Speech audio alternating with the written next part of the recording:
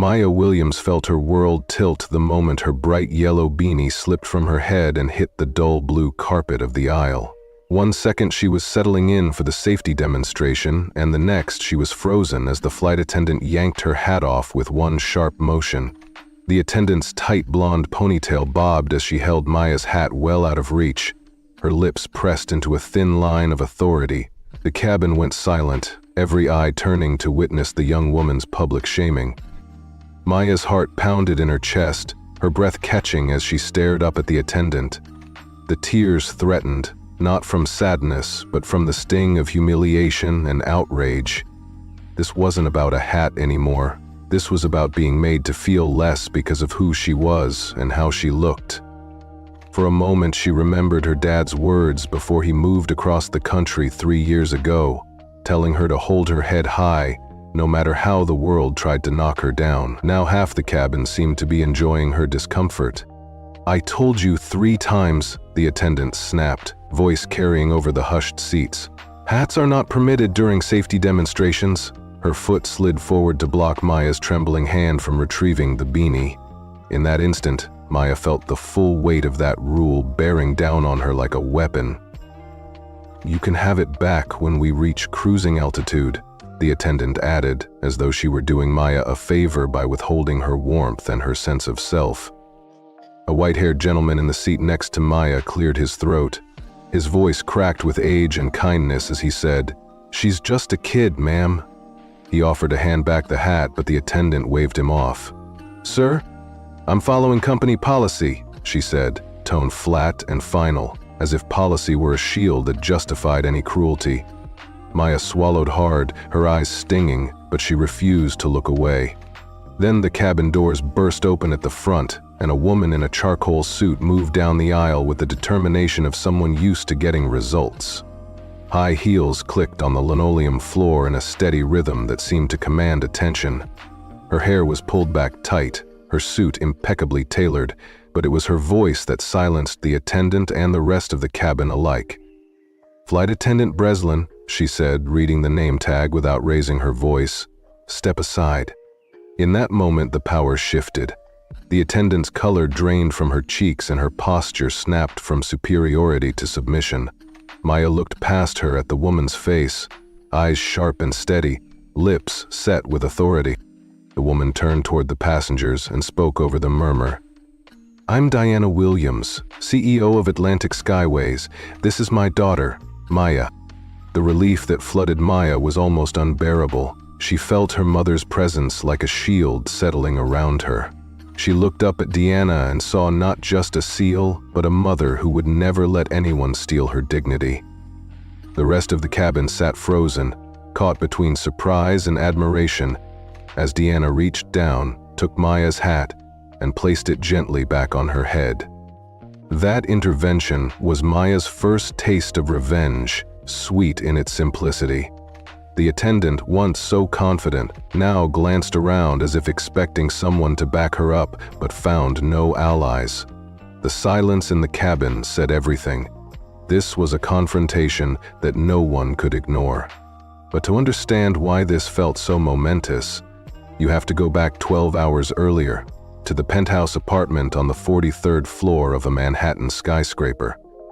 Diana Williams stood by the floor-to-ceiling windows, watching the sunrise set the city ablaze in gold and pink.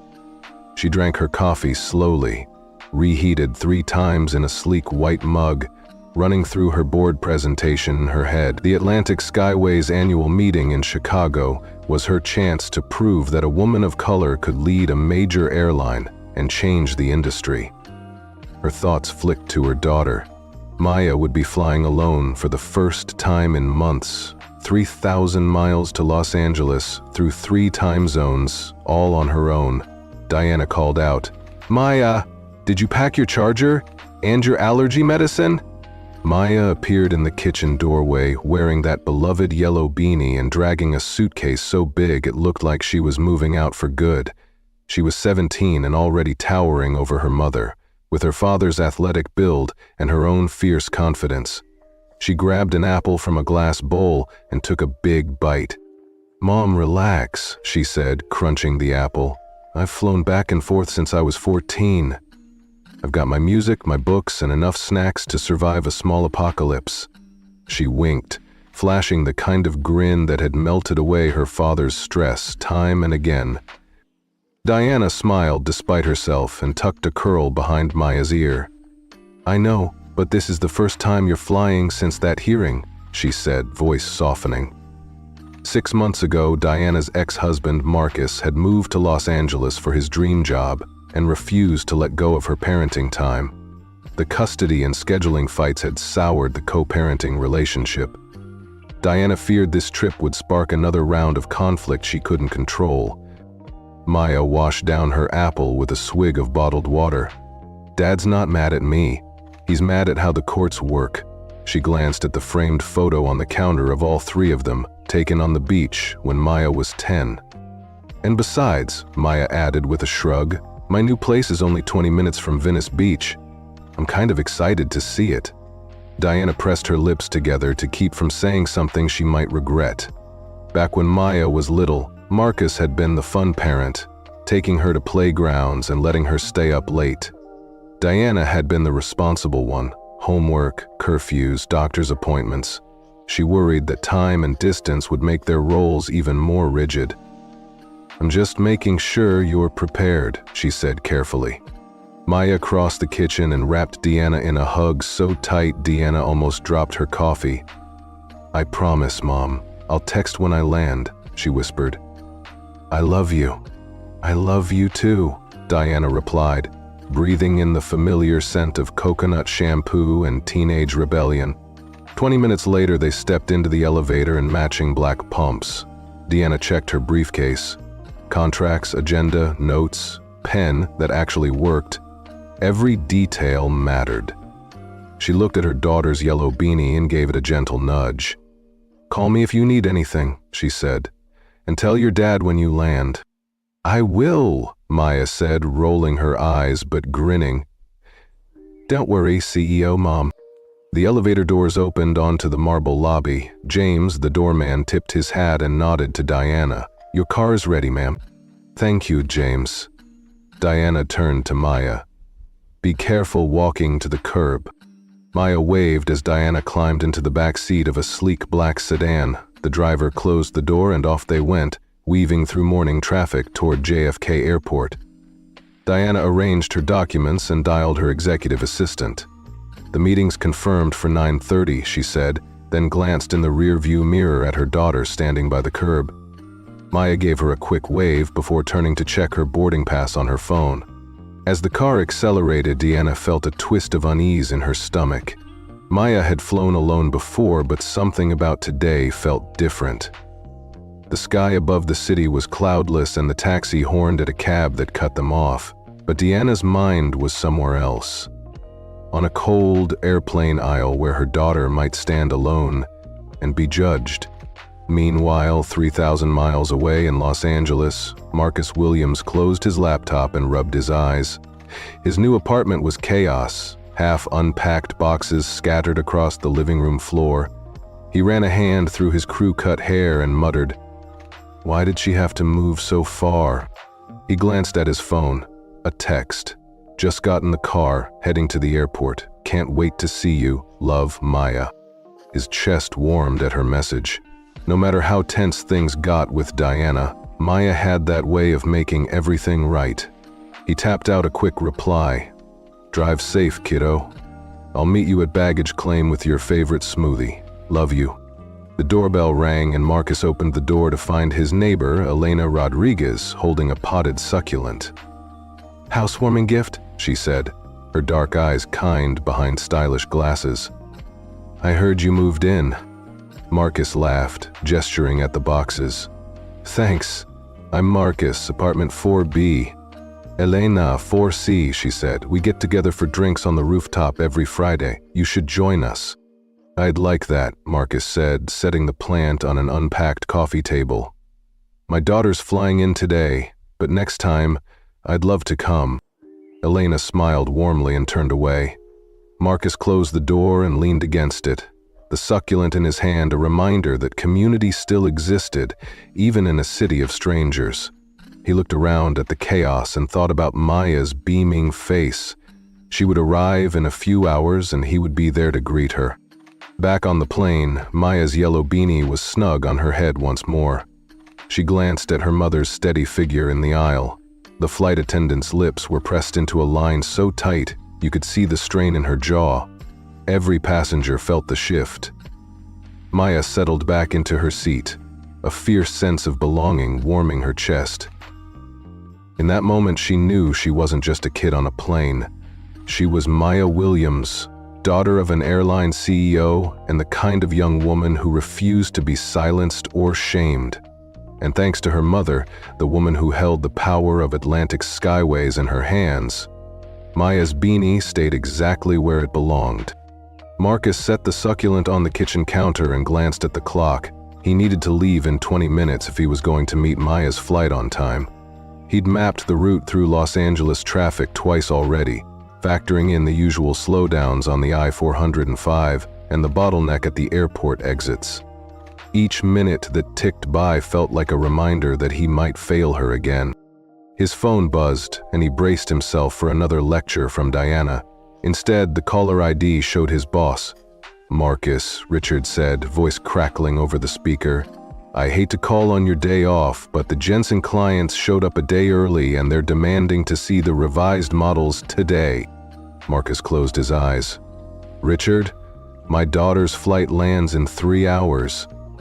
I can't—" "I know," Richard interrupted, "but this could be the biggest contract of the year. Look, I promise it won't take more than an hour. Walk them through the blueprints and you'll still have time to make the airport shuttle." Marcus ran his hand through his hair. He pictured Maya, all of 17, standing at the TSA checkpoint with that yellow beanie perched on her head, waiting. She'd been so proud of that hat ever since her dad gave it to her on her 14th birthday. Yellow because it matched her sunshine personality, he had said. And now he was about to make her wait again. "Fine," Marcus said, voice tight. "I'll be there in 20 minutes, but I have to leave by 2:30. No excuses." "Understood," Richard said. "I owe you one." Marcus hung up, grabbed his portfolio and tossed on a sport coat. Before stepping out the door, he texted Maya, "Slight change of plans, could be cutting it close to meet your flight. If I'm late, wait at baggage claim. Love you." He locked the door and headed to his car, chest tightening with guilt. Diana's voice echoed in his mind. "Some things never change, do they, Marcus?" He shoved the thought away and climbed into the driver's seat, determination and dread warring in his gut. At JFK's Terminal 4, Maya stood in the TSA line, bouncing on the balls of her feet. The line moved at a snail's pace, each passenger peeling off belts, shoes, electronics, while she checked her flight status one more time. On-time departure, on-time arrival, perfect weather. She'd texted her dad 30 minutes earlier and hadn't heard back. Not unusual, he was always losing signal or buried in work, but combined with the earlier caution that he might be running late, it stung. She slipped her phone into her backpack and placed her sneakers, feet bare on the cold floor, into the bin. She watched her items disappear into the X-ray machine and sighed as she stepped through the scanner.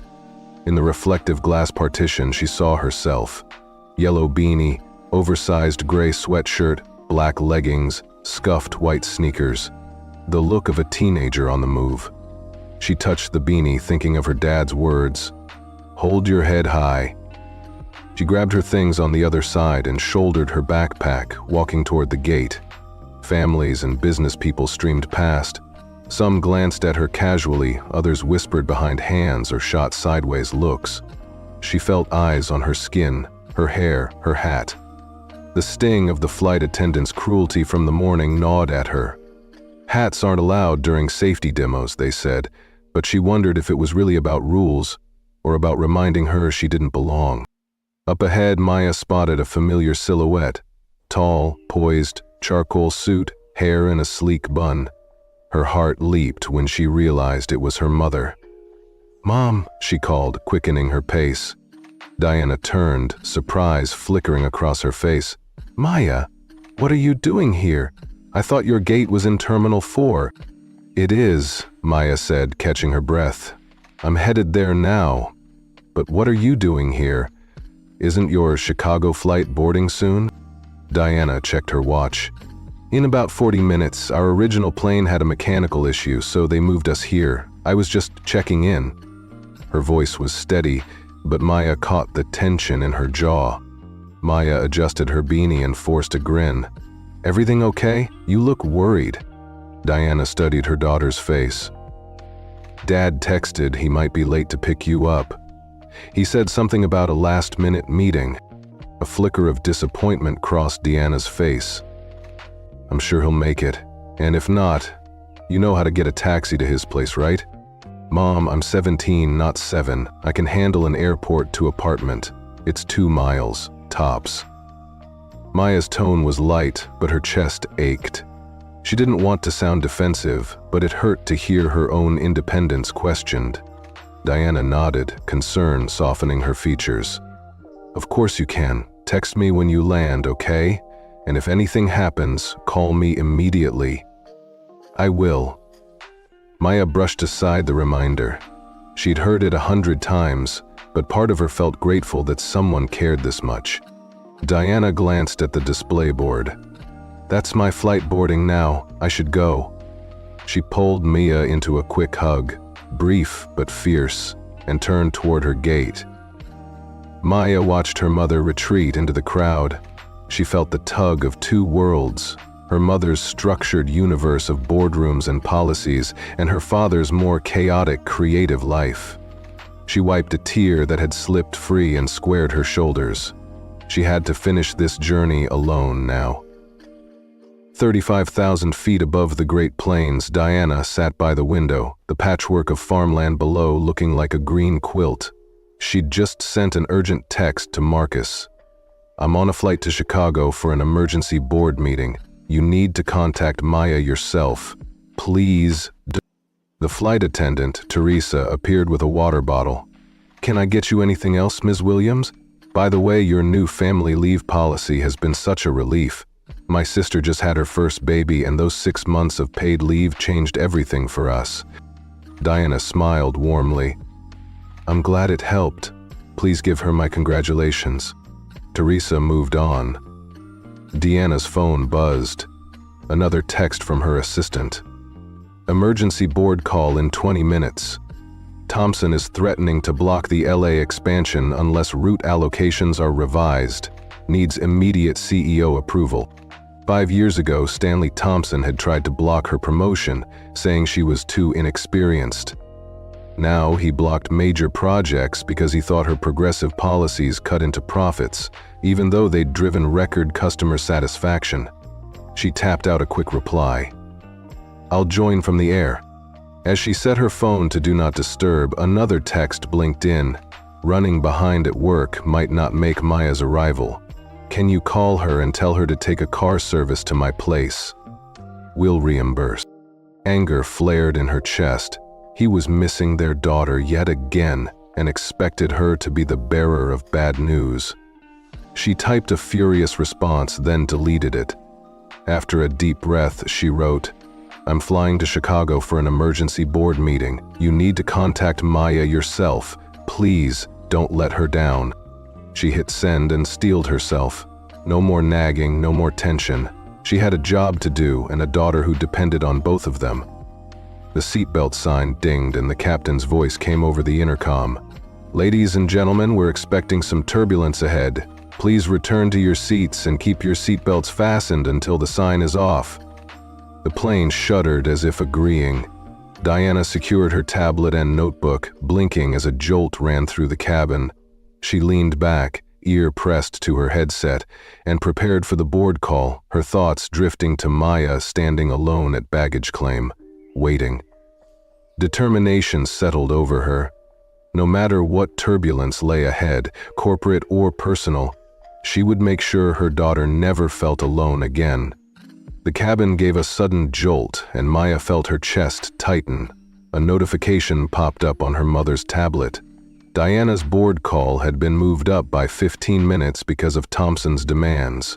She would have to dial in during this bumpy patch, juggling corporate battles at 35,000 feet. Diana frowned as she fastened her seatbelt, hoping her daughter's journey would be smoother than her own. Meanwhile, 2 aisles back, Maya settled into her window seat on the flight to Los Angeles. She tucked her backpack under the seat in front of her, grateful the middle seat stayed empty. At least that was one small mercy. The aisle seat held an older gentleman who offered a polite nod as she sat down, then returned to his paperback. Maya checked her phone one last time before switching to airplane mode, longing for a message from her dad. His last text was vague, and the silence since left her wondering if she'd find him waiting or scrambling when she landed. She slipped her phone into her sweatshirt pocket and gently set her yellow beanie in her lap. That hat was more than a keepsake. It was sunlight and fabric, a thread that tied her divided world together. As she watched ground crew hustle below, a woman in a tailored suit rushed down the aisle at the last minute, clutching a briefcase.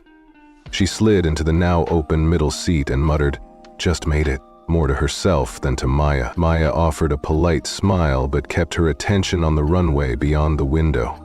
Crew began the pre-flight ritual, checking seatbelts and overhead bins. The same attendant who'd stripped Maya's hat earlier, Flight Attendant Breslin, straightened her ponytail and approached their row. She motioned to the businesswoman first. "Ma'am, your bag needs to fit completely under the seat," she said, voice firm. The woman obeyed without protest. Then Breslin's gaze settled on Maya's beanie in her lap. "You'll need to stow that or wear it for takeoff and landing," she said, tone clipped. Maya's heart sank, but she kept her voice steady. "Sorry," she whispered, pulling the beanie back onto her head. Breslin's tight nod said everything. Rules were meant to reinforce hierarchy, especially for someone like Maya. Across the aisle, the businessman gave Maya a sympathetic shrug, as if acknowledging the double standard. When the safety demonstration began, Maya forced herself to focus on the oxygen masks and exit rows. But when Breslin reappeared and ordered, "All headwear off until we reach cruising altitude," Maya felt that old sting, being singled out, made to feel less. She glanced at fellow passengers. 2 baseball caps, a knit cap worn by an elderly woman, even a beanie on a fellow teenager. But Breslin ignored them all. She only cared about Maya's bright yellow beanie. A ripple of discomfort passed through Maya's chest. She thought of the countless times she'd faced the same arbitrary enforcement in stores, in classrooms, at her mother's corporate events. She slipped the beanie off and folded it in her lap, smoothing her curls back into place. She noticed a young black woman a few rows ahead watch the exchange with narrowed eyes, then offer Maya a small, encouraging smile. That silent bond reminded Maya she was not alone. As the plane began taxiing, Maya's fingers traced the familiar pattern of the hat in her lap. It was a small act of defiance, to keep that beanie close even when she wasn't allowed to wear it. She inhaled deeply, steeling herself against the injustice. 2 hours and 300 miles later in Los Angeles, Marcus was stuck in gridlock on the freeway by LAX. He'd mapped every possible route, yet he was still 20 minutes from the airport when Maya's flight touched down. He tapped his fingers on the steering wheel, guilt and frustration battling in his chest. He'd texted her twice, both times the calls went to voicemail. Finally, he left a voice message. "I'm stuck in traffic, wait at baggage claim, love you." Then he raced toward the airport exit. Back on the plane, Maya felt the engines rev for takeoff. She put her beanie back on for the climb, the bright yellow crown a silent promise to herself and her family. She looked out the window as the ground fell away and tears pricked her eyes, not of sadness, but of anger at being treated as less than human. At baggage claim, Marcus scanned every face, then the flight information board. Maya's flight had landed 40 minutes ago, enough time for her to clear customs, collect luggage, and wait. Anxiety knotted his stomach. He rushed to an information desk. "My daughter is 17, he panted. "She's not an unaccompanied minor. She flew in to see me." The attendant's face softened. If you didn't register an escort, she travels as a normal passenger. Check with customer service. They may know where she is." He thanked her and darted toward the customer service counter. In line, he checked his phone again, relief flooding him when he saw a text from Maya. "There's some kind of situation. We'll explain when I see you." His pulse raced. "Situation?" He stalled for a moment, heart thundering, before replying, "I'm at baggage claim. What's happened?" No answer. He swallowed, wiping sweat from his brow, and watched the line inch forward. Every second felt like an hour. On board, Maya pressed the call button as soon as the seatbelt sign clicked off. "Excuse me," she said, voice calm but firm. "Can someone explain why I was singled out for removing my hat when everyone else kept theirs on?" Breslin appeared with a clipboard and the same tight expression. "Safety regulation." Maya held up a hand. "Safety is important, but so is consistency. I followed every instruction. I just want to be treated with the same respect as everyone else." A flight attendant supervisor stepped in, a senior crew member with kind eyes. She glanced between Maya and Breslin. "I understand there was confusion over headwear. I apologize for any distress caused." Maya nodded, relief and vindication washing over her. "Thank you." The supervisor turned to Breslin quietly, and soon afterward Maya felt the atmosphere shift. Passengers offered nods of approval, and Breslin no longer stood so tall. Maya allowed herself a small, triumphant smile as she settled back into her seat. The injustice that had weighed on her chest was lifting. She looked out at the clouds, knowing that she had stood up for herself, and that anyone who tried to diminish her would have to answer to someone greater than they. In the terminal's baggage claim area, Marcus finally reached the customer service desk. His heart pounded as he introduced himself. "I'm looking for my daughter, Maya Williams." The agent typed quickly, then looked up with a small smile.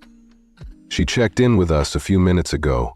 She had a word with one of our supervisors about an in-flight issue and was escorted to the lounge to wait."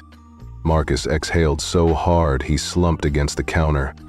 "Thank you," he whispered. He hurried toward the customer lounge, each step lighter than the one before. He opened the door to find Maya sitting calmly, beanie in hand, her brilliant smile greeting him. In that moment, every mile, every tear, every harsh word faded away. They had both faced turbulence, but she had landed stronger, and they were together again. Deanna Williams stared at her phone, heart pounding as she read her assistant's message.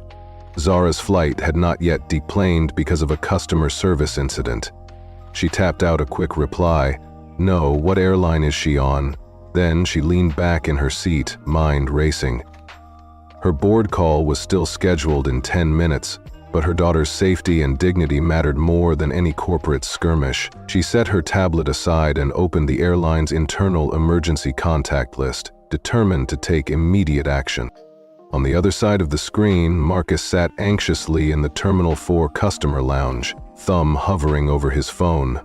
When Diana's reply came, Atlantic Skyways Flight 502 to Los Angeles, he felt a surge of relief mixed with anger. His daughter was aboard his ex-wife's airline, and now it seemed corporate red tape had trapped her. He called the terminal operations manager, explained that Maya Williams was the CEO's daughter, and insisted that the incident be resolved at once. His voice wavered, but he refused to back down.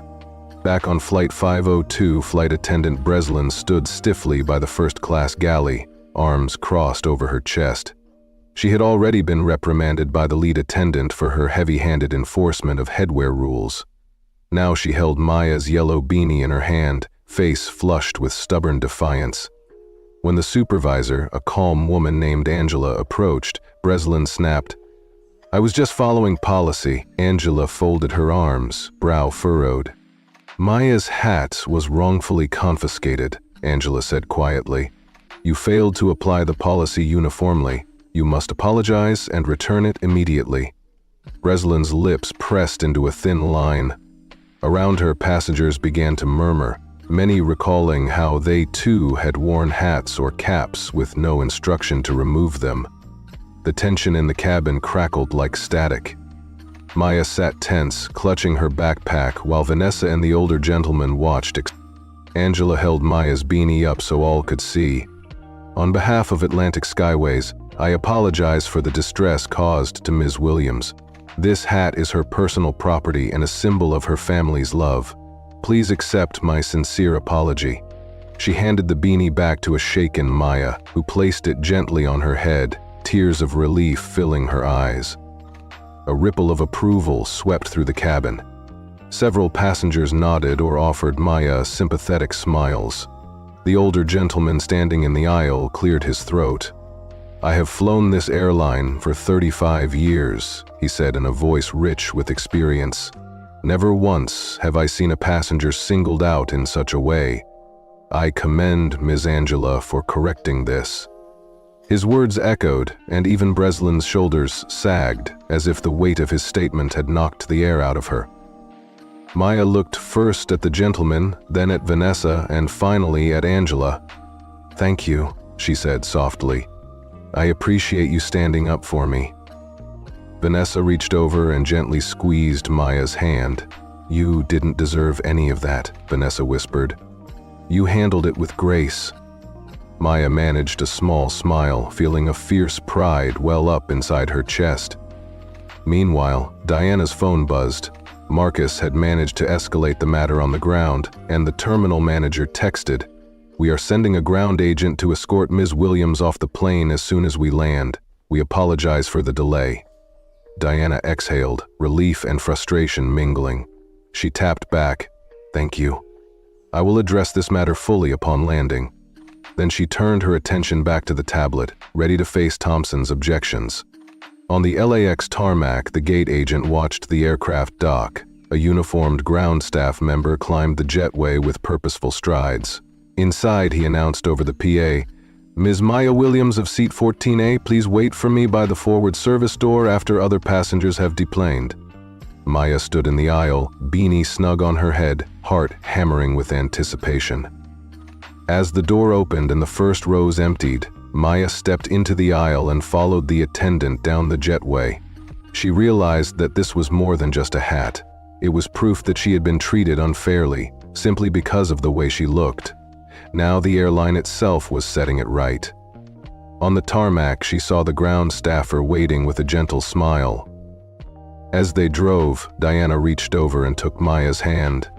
"You showed so much courage back there," she said, "standing up for yourself, holding your head high." Maya glanced at her mother.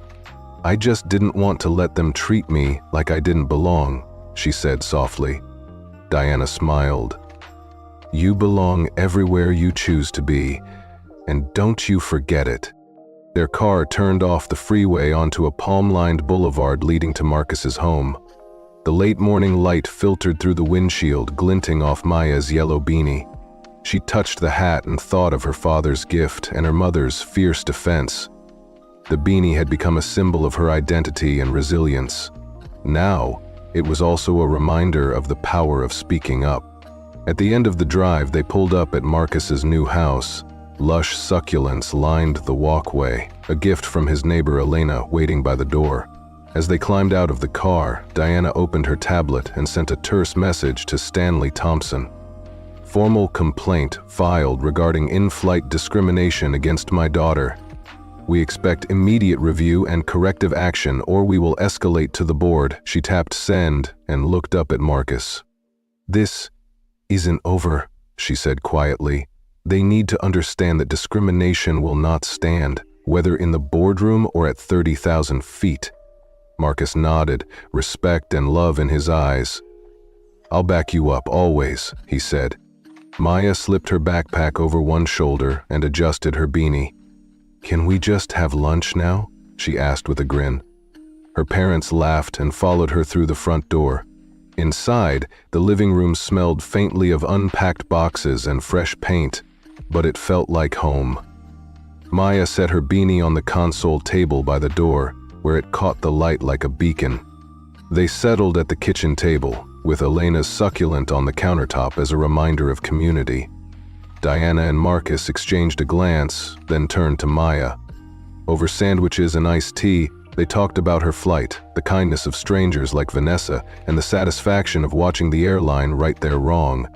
Maya listened to her parents plan how to track the complaint through customer service channels and board committees, but mostly she felt safe and proud. By the time they finished lunch, the afternoon sun was high. Diana checked her watch. "I need to prepare for tomorrow's board meeting," she said. "But first I want to make sure everyone involved in this is recognized." The supervisor, Angela, Vanessa, the gentleman who spoke up. "I'll be drafting letters of commendation." Maya smiled. "They deserve it," she said. Marcus poured them each a glass of lemonade. "To courage," he said, raising his glass. Diana and Maya echoed, "To courage." They clinked glasses, laughter filling the room. Later that evening, Maya lay in bed wearing her yellow beanie. Her mother had tucked her in via video call before boarding her red-eye back to Chicago, and her father had promised a special breakfast tomorrow. As she drifted off to sleep, Maya thought of every unjust stare, every whispered comment, and how she had chosen to stand tall instead of shrinking away. The beanie was more than fabric now.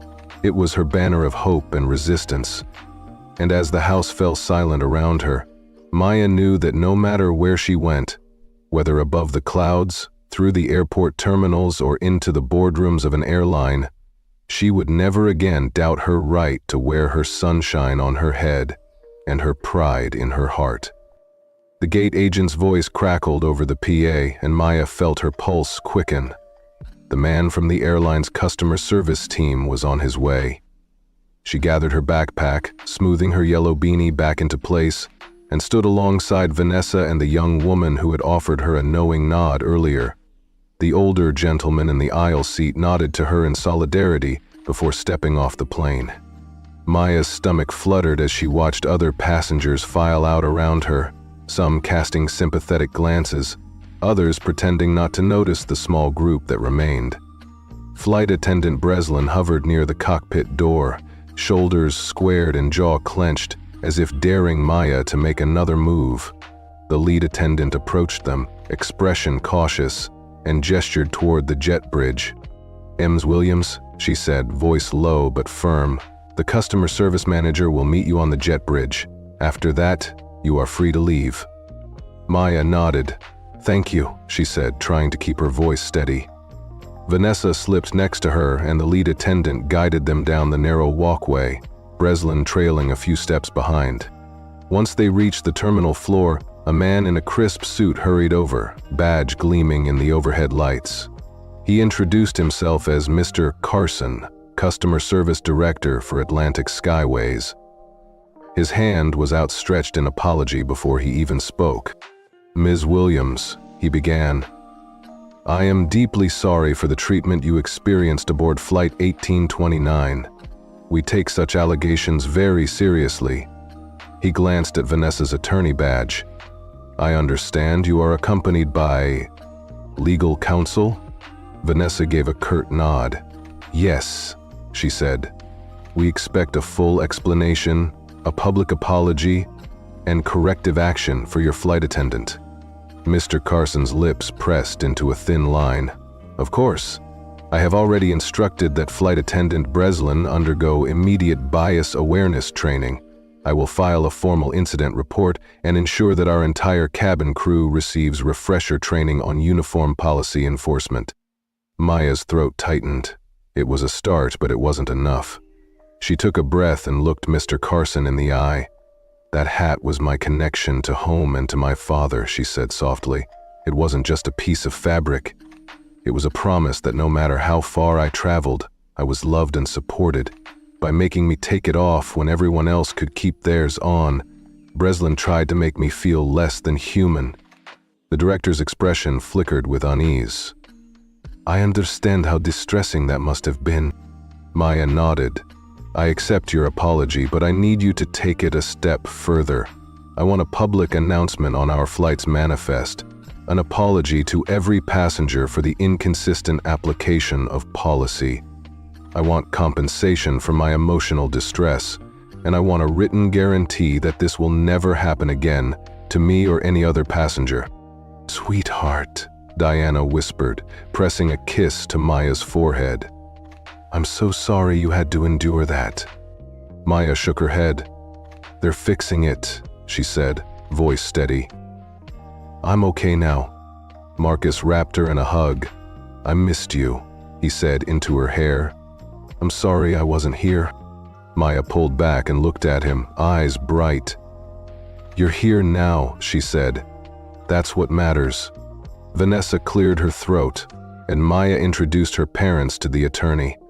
The older gentleman and the young black woman who had offered their support earlier joined them, and a small crowd gathered around.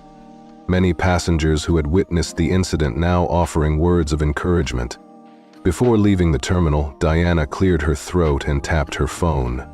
A few moments later, travelers paused as a public address crackled to life. "Ladies and gentlemen," Diana's calm, authoritative voice rang out over the intercom. "This is Diana Williams, CEO of Atlantic Skyways. I want to apologize directly for the inconsistency in enforcing our headwear policy on Flight 1829 from New York to Los Angeles. We failed to treat all passengers equally, and for that I am truly sorry. We are taking immediate steps to retrain our staff and ensure this never happens again." A ripple of applause echoed through the terminal. Maya felt a swell of pride. Her mother's voice had carried her apology straight to the hearts of every passenger who had witnessed the incident. Mr. Carson approached. "Miss Williams, your requests are formalized and will be delivered to your inbox shortly. Again, I apologize on behalf of Atlantic Skyways." Maya smiled. "Thank you," she said. "I appreciate that." As they stepped out into the bright California afternoon, the group lingered a moment, basking in a shared sense of justice served.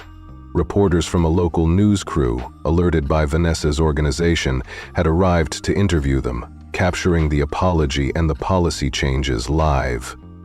Maya found herself speaking into a microphone, voice clear and strong. "I wanted my hat back because it mattered to me," she said. "But what mattered more was making sure that no one else would be singled out for who they are or what they wear. I hope Atlantic Skyways learns from this and treats every passenger with dignity and respect." The reporters thanked her, then turned to Diana for comment. The cameras rolled as Diana outlined the company's commitments, compensation, training, and new oversight measures. Footage of flight attendant Breslin standing off to the side contrasted starkly with the triumphant faces of Maya, her parents, and her supporters. It was a scene of accountability and vindication. That evening, back at Marcus's home, Maya sat with her parents at the kitchen table. The news coverage played on the TV in the background, scrolling headlines praising her courage and Atlantic Skyways' swift response. Diana raised her glass of iced tea. "To Maya," she said, voice thick with pride, "for standing up when it mattered most." Marcus clinked his glass with his daughters. "To justice," he said. Maya grinned, her yellow beanie perched on the table beside her. "And to sunshine," she added. They laughed, and for the first time since the ordeal began, Maya felt a lightness in her chest. She had faced discrimination head-on and emerged not just unbroken but empowered. Her parents enveloped her in warmth and love, and the beanie, once a target of cruelty, now lay like a trophy of resilience. As they finished dinner, Diana excused herself to review the final incident report, and Marcus helped Maya clear the table. Later, Maya climbed into bed, the soft glow of her bedside lamp illuminating the beanie on her dresser. She reached out and touched it, thinking of every person who had stood by her. Vanessa, the older gentleman, the young woman who had smiled, and of course her parents. She closed her eyes, a contented smile on her lips. Tomorrow she would wear that beanie again, walking into a world that had been reminded of her worth. and no matter where her travels took her next, she would carry that victory and that bright bit of sunshine right on top of her head. Maya's legs trembled as she stepped from the jet bridge into the bright terminal light. Her heart pounded against her ribs like a frantic drum beat. Behind her, Vanessa and the young woman who had shared that quiet nod gathered their bags with calm resolve. Flight Attendant Breslin lingered near the cockpit door, shoulders squared and jaw tight, watching Maya with steely eyes. Across from them, Mr. Carson, the customer service manager, hovered in his navy suit, badge glinting under the fluorescent lights. He offered Maya a hesitant nod that felt more like an indictment than an apology, and beyond the glass doors, Marcus's face lit up with relief. "Dad," Maya whispered, voice catching on the word. Marcus closed the gap in 2 strides and wrapped her in a hug that made her world tilt back into place. His embrace was fierce, as though he could shield her from 1,000 injustices at once. Maya clutched his shirt, her yellow beanie pressed warm against her forehead, and felt tears slide free. "What happened?" he asked, voice low and urgent. Before Maya could explain, the terminal doors parted again, and everyone turned. The silence stretched taut between them. Mr. Carson opened his mouth, closed it again. The word apology hovered unspoken on his lips. Diana's gaze flicked to Breslin, who shrank under the weight of her mother's glare. Without a word, Diana gestured toward the VIP lounge elevators. Maya felt Marcus's hand on her arm, guiding her forward, Vanessa at her side, and followed each step like it was a march toward justice. Inside the private lounge, the air smelled faintly of polished wood and craft coffee. Diana sat at the head of a long conference table, her back as straight as an arrow, eyes blazing with controlled anger. Maya took the chair to her right, yellow beanie in her lap, shoulders still shaking. To Diana's left, Marcus fidgeted with a pen, face pale as he tried to steady his shaking hands. Across from them sat Bradford Mills, the station manager, who looked as though he might bolt at any second. And beside him, Flight Attendant Breslin stared at the table, trapped by her own guilt. Diana's voice was smooth steel as she began. "Let me make something absolutely clear. Whether or not Maya is my daughter is irrelevant. What matters is that one of our passengers was singled out and humiliated in front of dozens of guests while no other traveler faced the same treatment. That is unacceptable." Bradford exhaled sharply. "Miss Williams, you have my word we will investigate immediately. We owe you and your daughter an explanation." Diana's lips curved into a faint smile that carried no warmth. "The investigation is already in motion. I want a written report on my desk by Monday morning, including statements from every crew member and passenger who witnessed the incident." Her gaze snapped to Breslin. "Flight Attendant Breslin, I am still waiting for your account." Breslin lifted her head, eyes brimming with tears. "Ms. Williams, I was following what I believed to be company policy on head coverings during safety demonstrations. If I misinterpreted the guidelines, I apologize." Diana's tone sharpened. "Misinterpreted implies the policy exists. I personally reviewed our passenger conduct handbook last month. There is no rule barring beanies unless the item prevents you from fitting an oxygen mask. My daughter's beanie did not obstruct anything." Breslin's face burned with shame. "I must have been misinformed," she whispered. "Misinformed," Diana repeated slowly, letting the word hang like a verdict. "And you enforced this misunderstanding only against Maya Williams. Witnesses, including an attorney seated beside her, confirm you made no such demand of any other passenger." Breslin's shoulders slumped, tears sliding down her cheeks. The room felt smaller, as though Diana's anger had squeezed the walls inward. Marcus cleared his throat. "Diana, perhaps we should let this rest. Maya's weary and we have plans for tonight." Diana's eyes softened at the mention of plans. She exhaled, nodding once. "You're right, this discussion is exhausting." Bradford rose, offering his hand. "I will ensure my team follows every instruction. Again, our deepest apologies to you and Maya." Diana stood, lifting her chin. "Not to me," she said, voice firm, but to Maya, who endured this humiliation. All eyes turned to Maya, who felt her cheeks burn under the glare. Breslin blinked back tears and addressed Maya directly. "I am truly sorry for the distress I caused you," she said, voice small. Maya nodded, voice barely a whisper. "Thank you. I accept your apology." Breslin's nod was barely perceptible as she bowed her head. They left the conference room into a small lounge area where Vanessa waited. The attorney's face lit up when she saw Maya. "I wanted to make sure you were safe before I caught my flight," she said. Maya forced a tired smile. "Thanks to you," she murmured. Vanessa shook her head.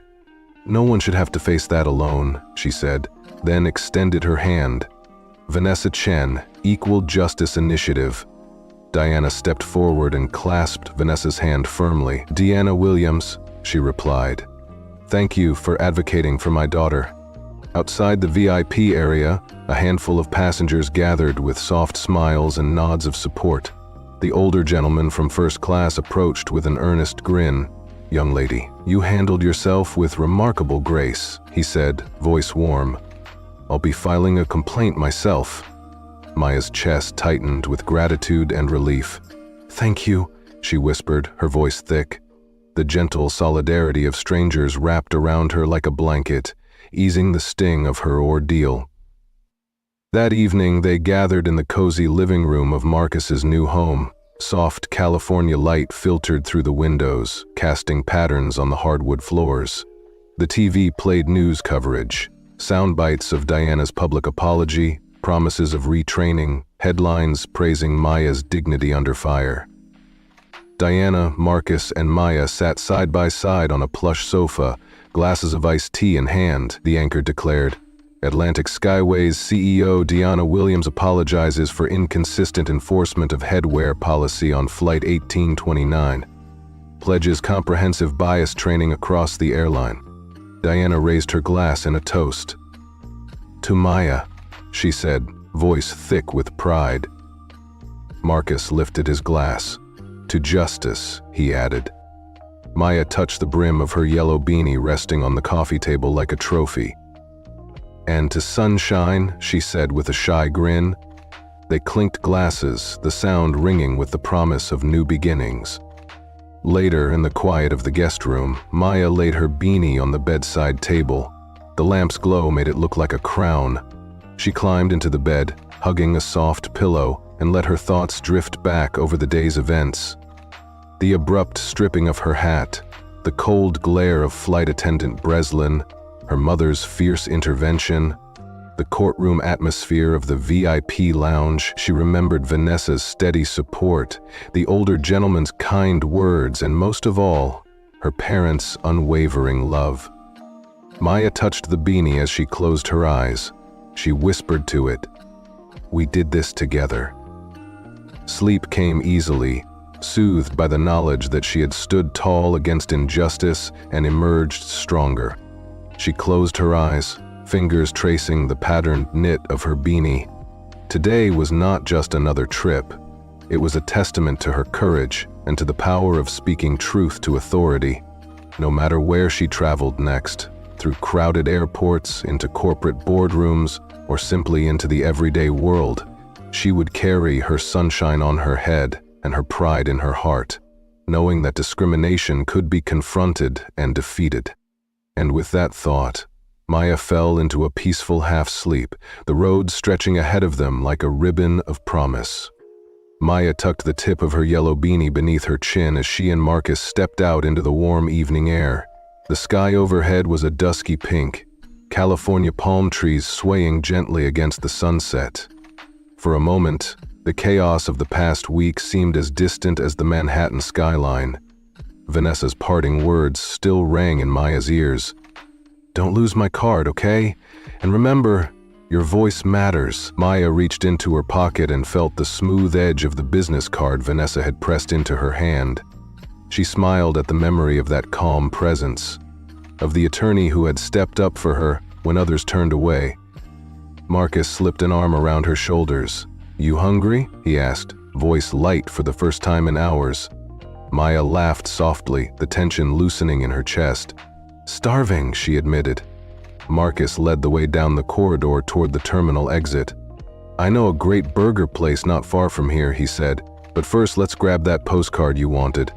He steered her toward a newsstand just inside the arrivals hall, rows of postcards glittering under bright display lights. Maya scanned the racks. Scenes of Venice Beach sunset, Hollywood Boulevard basking in neon, and quaint roadside diners competed for her attention. Finally, she selected a card showing a vintage propeller plane soaring through cotton candy clouds. She tucked it carefully into her backpack and turned to her father with a grin. This will say thanks to Vanessa, she said. She deserves it. The next morning, the late morning sun cast golden beams through the lace curtains as Maya packed her suitcase for the flight back to New York. She folded her new wardrobe, purchased to reflect the confidence she now felt, into neat stacks. Her yellow beanie rested atop her clothes, no longer a symbol of shame, but of triumph. Marcus stood in the doorway, admiration in his gaze. "You sure you don't want to extend your stay?" he asked gently. "Your mom said switching flights would be fine." Maya looked at her father, the memories of their week together flooding her heart. The postcard for Vanessa, the burger joint conversations, the laughter at the corporate event. "I can't miss school," she said, "but this trip was unforgettable.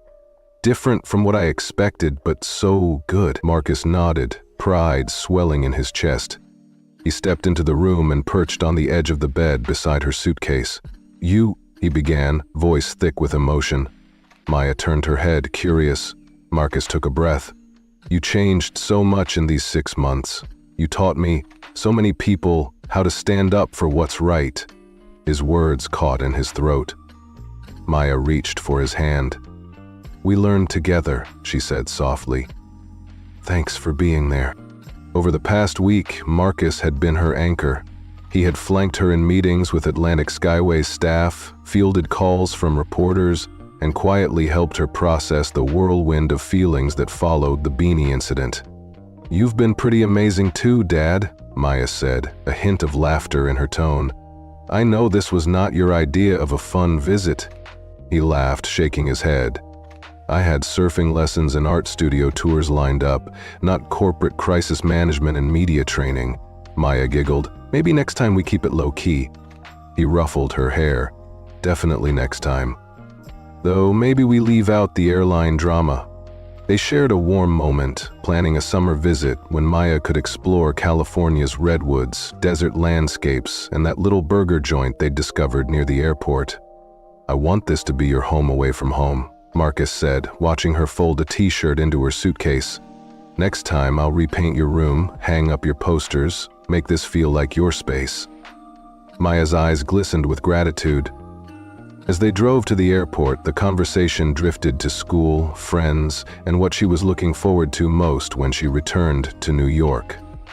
Maya felt a bright calm settle over her. The incident that had upended her visit was now just one chapter in a story of transformation. At the airport, they were greeted curbside by an Atlantic Skyway's representative in navy slacks and a crisp white shirt. "Ms. Williams," she said with a respectful nod, "your mother asked me to ensure your comfort today. Your check-in is ready and you have access to the executive lounge." Maya offered a small smile. "Thank you, that is very kind." The rep bowed and departed, leaving Maya to marvel at how her identity had shifted in the eyes of an entire airline. Marcus slipped an arm around her as they walked into the lounge. "VIP treatment," he teased gently. "I still cannot believe they treated you this way in the first place." Maya nodded, picking up a ginger ale from the counter. "It still stings," she admitted. "Being singled out like that, it felt like they saw me as less." Marcus's expression tightened. "You should have had to face none of it." They lingered over small sandwiches and sparkling water, watching the bustle of travelers as Maya's heart filled with warmth at her father's steadfast presence. "I've been thinking about something your mom said," Marcus said after a moment. "She noted that this could have happened to anyone's child, but it happened to you." Maya looked at him, puzzled. It did happen to you, not just the CEO's daughter, but you, Maya Williams, he said firmly. I am so proud of how you handled it, he continued, pride shining in his voice. Not just in that moment when your hat was taken, but in all the moments after. You spoke up in meetings, you insisted on real policy changes, and you reminded everyone why it matters. Maya swallowed the lump in her throat. Mom made the big changes happen, Maya protested, lowering her gaze. She has the corporate power. Marcus reached out, lifting her chin until she met his eyes. Your mom may have the title, but you are the one who stood up and spoke your truth. You are the one who refused to let them silence you. Maya blinked back tears, seeing herself through her father's proud eyes. They hugged again before boarding time. Standing at the security checkpoint, Marcus pulled Maya into a tight embrace. I love you, kiddo. Yellow beanie and all, he said, voice thick. Maya clung to him. I love you too, Dad, she whispered, surprised by her tears. Thanks for everything this week. He released her and offered a warm smile. Always. Maya walked through security with measured steps, placing her beanie on her head with quiet defiance and pride. That simple knit cap had become more than a fashion choice. It was a beacon of her voice, her resilience, and the unity her family had found in adversity. Boarding the plane back to New York, she was greeted by a flight attendant who offered a genuine smile. Welcome aboard, Ms. Williams, he said as he scanned her boarding pass. We are honored you flew with us today. Maya returned the smile, feeling the weight lift from her shoulders. She took the window seat and gazed at the California sunshine receding in the distance. Memories of the past week filled her mind. Her mother's fierce arrival, the corporate showdown, Vanessa's support, her father's unwavering presence. The yellow beanie perched on her head reminded her of every step of that journey. Meanwhile, back at Atlantic Skyway's headquarters in Atlanta 6 months later, Diana Williams moved through the busy corridors with a refreshed sense of purpose. The Everyone Belongs in the Sky campaign was in full swing. Employees greeted her with nods and smiles. She returned their enthusiasm, knowing how far they had come. In her glass-walled office, her assistant Michael waited with a tablet. Board members are dialed in for the quarterly review call, Michael said, tapping the screen. Also, these arrived for you. He gestured to a gorgeous arrangement of yellow flowers on her desk. Diana approached the bouquet, lifting one blossom to her nose. From the PR team, she guessed. Michael shook his head with a small smile. No, from Marcus and Maya. The card reads, To the woman who turns turbulence into transformation, we are so proud of you. Diana's throat tightened as she read the card. The words captured the heart of the journey, how a family crisis had sparked airline-wide change and personal reconciliation. She sat at her desk, reflecting on the 6-month transformation. The yellow beanie incident had been a crucible, forcing her to acknowledge that her daughter still faced biases she could not erase with a memo or a policy.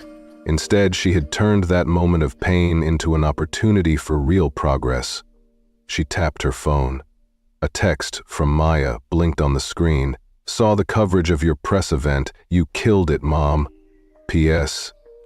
Did you get the flower? Diana smiled, typing back, Just now. Thank you. Another text followed immediately. Yellow for transformation, not just sunshine. Diana paused, her heart warmed. That yellow beanie had taken on new meaning for all of them. She opened a drawer and pulled out a framed photo taken at the hangar during Maya's first visit after the incident. In it, mother and daughter stood side by side beneath a plane bearing the new campaign livery, Diana in her CEO suit and Maya in her yellow hat, a symbol of different generations united by courage. The board call began. Diana joined with a calm, clear voice, leading the discussion on financials and cultural metrics. But in her mind, she carried that image of Maya's bright head and her own determined smile. The policies they implemented, training programs, hiring practices, anonymous reporting channels, quarterly culture audits, and a diverse passenger advisory board were more than line items. They were promise made real. On the other end of the call, board members nodded approval. Their company was not just profitable, it was accountable. It had faced its faults and emerged stronger. And at its heart was a family's love and a teenager's resolve. Later that afternoon, Diana stepped into her corner office and closed the door. She leaned against the desk, folding her hands over her heart. She whispered, "Thank you, Maya," to the quiet room, imagining her daughter's bright smile and fierce determination. Back on the flight to New York, Maya drifted in and out of sleep, her yellow beanie snug on her head. When the seatbelt sign dinged, she opened her eyes to find the flight attendant's warm nod of recognition. "Thank you for flying with us," he said as he walked by. Maya nodded, a contented smile spreading across her face. As the plane descended through pink clouds into JFK, Maya's heart soared. She was no longer just a teenage passenger on a flight. She was Maya Williams, a young woman who had stood her ground, bridged her parents' worlds, and helped reshape an airline's culture. And she carried that knowledge and that bright bit of sunshine down the aisle with every confident step she took. Maya closed her eyes and let the hum of the engines soothe her nerves as the plane climbed through 35,000 feet of sky. In that moment, she understood just how far the yellow beanie incident had carried her. Far beyond a single aisle. Far beyond the narrow confines of one airline's policy room. What could have been dismissed as yet another story of racial bias had instead ignited a reckoning that resonated from the hangar in New York to the boardrooms of Atlanta and into the hearts of passengers around the world. It began with flight attendant Breslin's cruel decision to wrench that bright yellow cap from Maya's head. A gesture so arbitrary that it spoke louder than any words.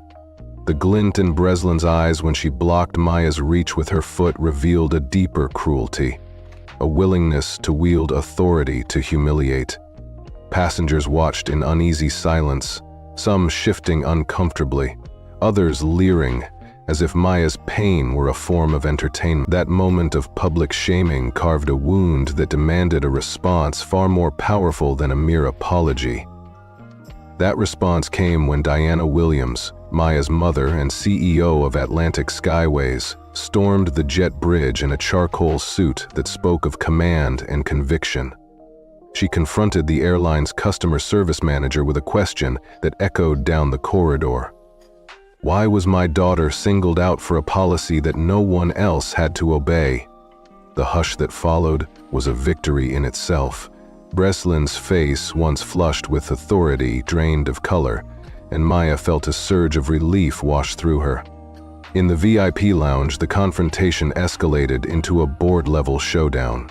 Diana demanded immediate action, a formal apology to Maya, administrative leave for Breslin, and a full investigation with witness statements from every passenger and crew member. Breslin's defense crumbled under the weight of multiple corroborating accounts, including that of an attorney seated beside Maya, revealing that the headwear rule was a fiction applied only to a young black woman. As Breslin stammered her apology, Maya sat between her parents, her yellow beanie resting in her lap like a trophy reclaimed. The aftermath of that crisis was nothing short of revolutionary. Atlantic Skyways rolled out "Everyone Belongs in the Sky," a campaign that replaced hollow slogans with real, measurable change. Every employee completed a comprehensive bias awareness program developed with the Equal Justice Initiative. The airline instituted transparent reporting for any future incidents of discrimination, quarterly culture audits to track progress, and a passenger advisory board representing communities of color, women, seniors, and those with disabilities. Even the corporate dress code was revisited to ensure it honored passenger safety without perpetuating outdated biases. Across the industry, competitors watched in awe as Atlantic Skyways reported a 15% increase in bookings. Analysts called the company's turnaround a textbook case in crisis management and corporate responsibility. Yet for Maya, the most profound shift was personal. She had started that week as a teenager traveling alone, Anxious about custody battles and time changes, she ended it as an advocate whose voice carried weight in board meetings, and whose story inspired flight attendants in training to seek employment. One evening at the headquarters launch event, Maya sat between Marcus and Vanessa Chen from the Equal Justice Initiative. A nervous young flight attendant approached her, glass of sparkling water in hand. "I wanted to thank you," the trainee said. "Your courage is why I applied here. I want to be part of real change." Maya's heart swelled. She realized that her refusal to be silenced had opened doors for others to step through. Back on that return flight, Maya watched the California coast shrink beneath the wing and reflected on her journey. The yellow beanie was no longer merely a gift from her father. It was a symbol of transformation. It embodied the moment she refused to accept injustice, the moment her mother used corporate power to right a wrong, and the moment an entire airline chose accountability over complacency. As the plane touched down at JFK and the engines throttled down, Maya felt a surge of triumph. Walking through the terminal, she carried herself with a new confidence. When the flight attendant who greeted her at the gate offered a genuine smile and said, "Welcome back, Ms. Williams," Maya returned the warmth, knowing she was welcomed not just by title, but by a company committed to true equality. Later, standing in her Manhattan apartment, Maya placed the yellow beanie on a special shelf alongside the postcard she had sent to Vanessa and a seashell she picked up on that first evening in California. Each memento told a part of her story, a narrative of pain turned into purpose. She touched the beanie gently, recalling how it once weighed her down with humiliation and now buoyed her with hope. In her mother's office across the country, Deanna prepared for a quarterly board review call. On her desk sat a bouquet of yellow flowers from Marcus and Maya, accompanied by a card that read, "To the woman who turns turbulence into transformation." Deanna smiled as she dialed in, ready to report on the progress that had begun with a single, courageous stand. And so the true legacy of the yellow beanie was born. Not just a symbol of what had happened, but a beacon for what could be possible when voices are heard, when biases are confronted, and when every person, no matter their background, age, or accent, truly belongs in the sky.